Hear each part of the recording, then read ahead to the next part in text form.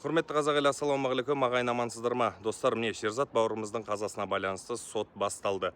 Сотқа кінәсі бар дегендердің барлығы тартылды, және де өзінің кінәсін шынымен де мойындағандар да бар дейді. Қаншалықты рас өтірігін білмеймін. Одан қалса мені қуантып тұрған дүние, бұл жерде сот ашық өтіп жатыр, яғни онлайн түрде.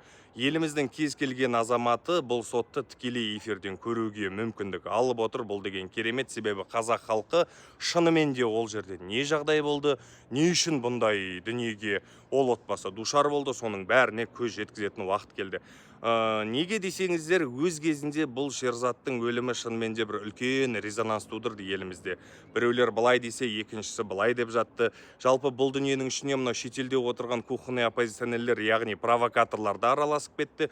Неше түрлі қауесеттер айтты. Одан кейін Шерзаттың үйі өртенді. Ол дүниеге де ол кухонный оппозиционерлер өзінің ойын білдіріп, әйтеуір халықты бір қырғынға айдап салмақшы болды да. Бірақ шүкір Аллаға дейін бұл дүние ойлары іске аспай қалды. Және сол кухонный оппозиционерлер, сендер қазір қайдасыңдар? Шерзаттың соты ашық өтіп жатыр ғой. Ашық болмайды, ойбай, біздің елде әділеттік жоқ деп едіңдер. Әділеттік орын алып, соты ашық түрде болып жатыр. Және де не болған барлығымыз білейін деп жатырмыз.